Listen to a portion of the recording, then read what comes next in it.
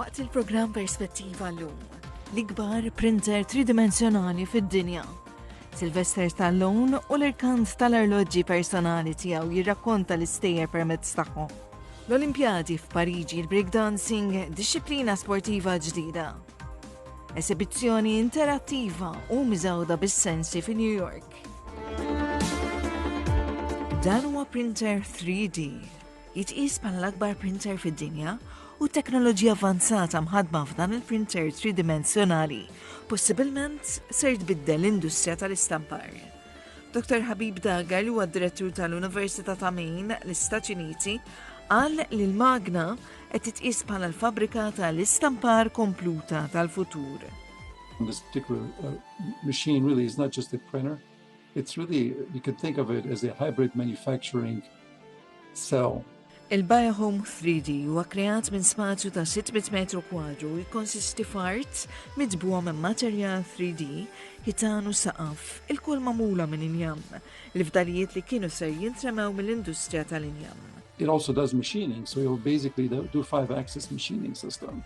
So you could take a 3D printed part, make it look like a smooth piece of glass if you wish on the outside, if you wanted to. You can also drill holes and so forth. Plus, it's got a robotic arm that can pick up, which allows you then to do a lot of very interesting pick-and-place operations. Imlaqqam bħala l-fabrika tal-futur, il-printer huwa speċifikament iddisinjat biex jindirizza sfidi li qed iħabbtu l-industrija tal-kostruzzjoni fosthom fl-att ta' ħaddiema tal-kostruzzjoni fl-Istati Uniti minħabba li jistampa l-qafas ta' djar fjem biex imbagħad ikunu installati fuq is-sit f'temp ta' ftit sigħat. You see the picture behind me. There's really actually two printers. One that's called Factory of the Future 1.0, then that's one behind it as well, that's a quarter of the size if you wish. But that was 3 years ago the biggest polymer printer in the world. But what's unique about what we're trying to achieve is having these machines actually work together. So one could be doing a part of a structure, the other one could be doing something else. And so collaborative robotics with these systems is an important direction that we're taking as well. Dr. Dagar għal il-printer qed ikun ittestjat fil-kundizzjoni estremi tal-kesħa fi New England. Our goal was to put it through, if you wish, its paces, put it out there in a challenging Maine winter, and we've seen already 2 challenging Maine winners. It's done extremely well, and of course we've done a lot of material testing ahead of that for years to make sure it's going to work, but there's nothing like getting it all out there and then monitoring the performance. And so we're comfortable enough right now to scale up and do a neighborhood, and that's where we're heading next. Dr. Dagar għal bħalissa qed isiru wkoll testijiet tal-vijabilità tal-printer biex jintuża fl-istampar fatt ta' industriji oħrajn, inkluż fil-qasam militari, id-difiża u l-bini tad-dajjes. Imagine a day where you have a design of a boat that's particular to yourself, and then you email those designs to a facility like this, and they can produce a vessel like this in days versus months or years. So, and that's a possibility. We produced a boat, a 25-foot vessel 3 years ago in about 3 days. And we're in the process right now of producing a 50-foot vessel, 51.5-foot vessel that we would be putting in the water here within a year.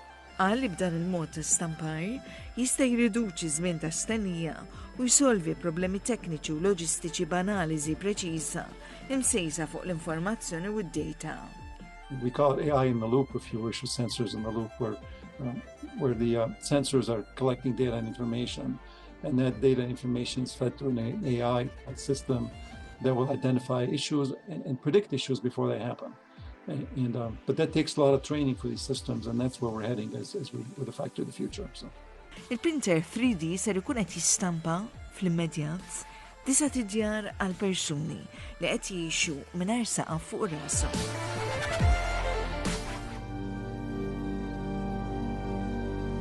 Sylvester Stallone huwa magħruf bħala l-attur li jinterpreta l-irwol tal-boxer Rocky, iżda jgħid li jispjega sekwenzi minn ħajtu permezz ta' sensiela ta' arloġġi.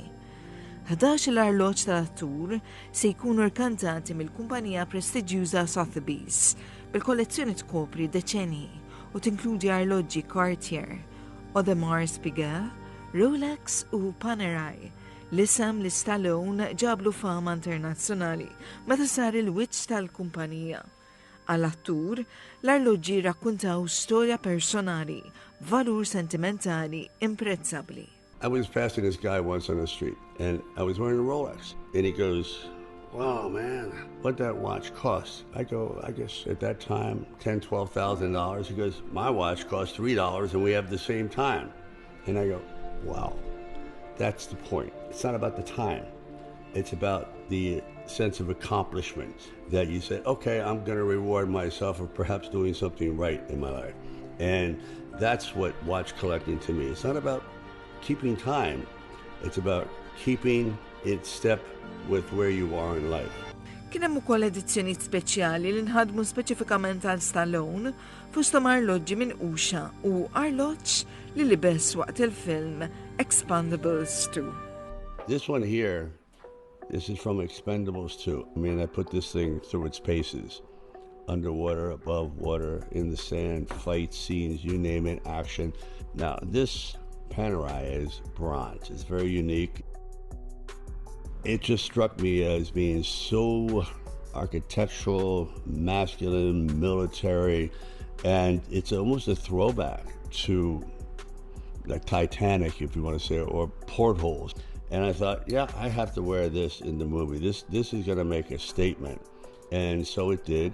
Huwa l-arloġġ ġdid f'jamant iżda il-kollezzjoni ta' Patek Philippe Grandmaster Chime li possibilment se jfetx li żjed ammont prestiġjuż fl-irkant minħabba li jitqis ukoll bħala wieħed mill-iżjed arloġġi komplessi li qatt inħadmu minn din il-kumpanija. What I'm going to show you here is a watch that's never been touched. This is it.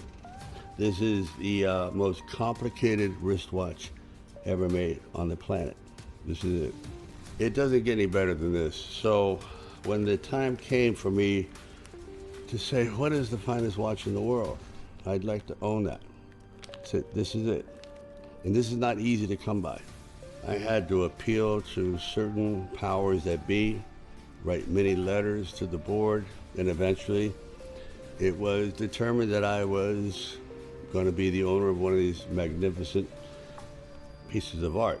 Arloġġi li nħadmu jew li kienu tal-attur Stallone kienu diġà rkantati minn Sotheby's fis-snin imgħoddija, inkluż l-arloġġ Panerai li għandu valur stmat li laħaq bejn l-10,000 u $15,000.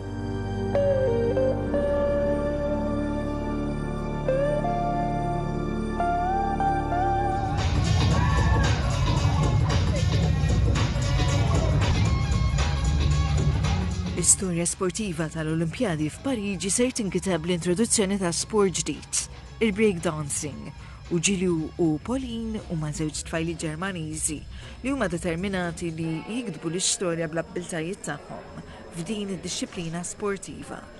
Hi, my name is Ġilju. I'm from Berlin. I'm 31 years old and I am a breaker. I want to inspire all of you to be yourself, to follow your dreams, to not listen to anybody because what makes you different is what makes you special, and I want to qualify for the Olympic Games. Id-duo magħrufa bħala l-B-Girls qegħdin jitħarġu biex jikkwalifikaw għall-Olimpjadi bil-possibilità li jirrappreżentaw lill-Ġermanja. Iżda l-ewwel iridu jikkwalifikaw f'kompetizzjonijiet preliminari li se jsiru f'Shanghai u f'Budapest f'Mejju, fejn se ssir għażla ta' rappreżentanti għal Pariġi minn 40 tim internazzjonali ta' irġiel u nisa, subien u bniet. Jgħidu li l-isport mhuwiex biss iż-żifna, iżda hemm elementi ta' komunikazzjoni ma' rappreżentanti minn pajjiżi oħrajn. Jispjegaw ukoll il-breakdancing huwa niċċa kulturali bi spiritu kulturali u għeruq fis-sfin hip-hop li oriġinaw fil-Bronx ta' New York fis-sebgħinijiet. Generally, I think it's a great idea. It's a great platform for us to represent our passion, our sport, what we do, and motivate people to maybe even start breaking. On the other hand, I think it's super important that me as an ambassador, as an athlete of my sports, that I represent my culture the way it's supposed to be. That it's not about winning the big trophies. It's not about being alone in your little studio and performing alone on stage, but it's about the communication, it's about getting together, it's about the fun and loving what you do and representing yourself and being yourself. Iż-żewġ tfajliet għandhom esperjenza estensiva. Ġilu rebħet il-kompetizzjoni domestika tal-Ġermanja darbtejn u ħadet il-bronz f'kompetizzjoni dinija, fil-waqt li Pauline rebħet il-fidda fl-2023. Ġilu trabbit f'Cologne u qalet li l-iżvilupp tagħha fil-breakdancing hija ħolma li saret realtà. Ma kienitx temmel li kienet ser tavvanza fil-kompetizzjoni meta bdiet tipprattika l-isports kienet għandha 13-il sena. My personal journey was full of barriers. When I started breaking, I was told that B-girls should learn first footwork, and once you mastered the footwork, the steps on the floor, that's when you do the power moves. While now all the young dancers learn the power moves first because those are the hard things, and those are the things you want to learn as a child because you're not scared of them later on. While I'm learning them now that I'm 30, so it's still possible, but it's definitely harder.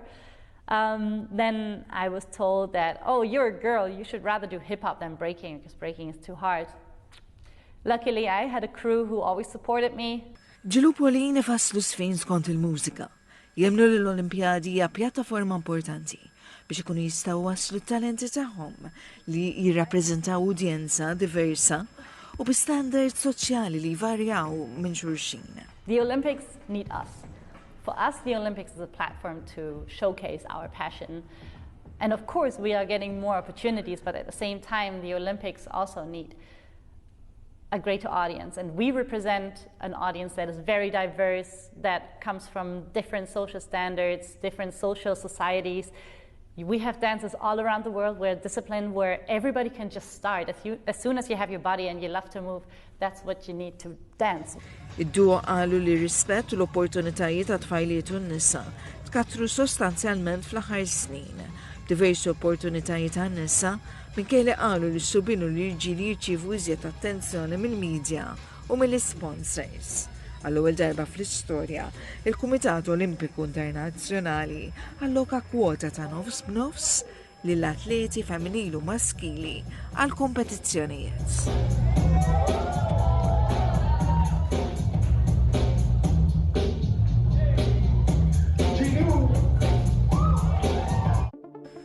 Il-Mużew Metropolitan tal-Arti fi New York City nieda l-esibizzjoni tal-kostumi għal-2024 bit-tema Sleeping Beauties Reawakening Fashion, bl-esibizzjoni interattiva tieħu lil viżitaturi fuq vjaġġ miżewd bis-sensi.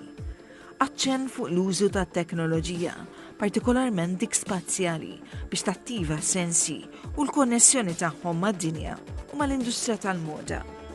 We have over about 33,000 pieces in our collection, so we only have 220 on display. It's only a fraction, but we wanted to sort of focus on the idea of nature. So all of the garments are connected somehow to the natural environment. And I think the main idea for that is that nature is this ultimate metaphor for fashion, this idea of rebirth and renewal, but also these ideas of ephemerality and impermanence or transience. So in a way, fashion became the sort of like unifying thread throughout the exhibition and also had this bigger message about fashion in general. Il-kuratur tal-mużew Andrew Bolton spjega li meta l-ħwejjeġ isiru parti mill-kollezzjoni tal-mużew ikun hemm distakk mill-udjenzi u jsiru impersonali. Once a garment comes into the Met's collection, all of that is diminished. You can't touch anymore, you can't smell it, you can't hear it, you can't wear it. So all you're left with is a sense of sight, really. So the idea was really to just sort of bring back these sensorial qualities of fashion that is part of its living art form.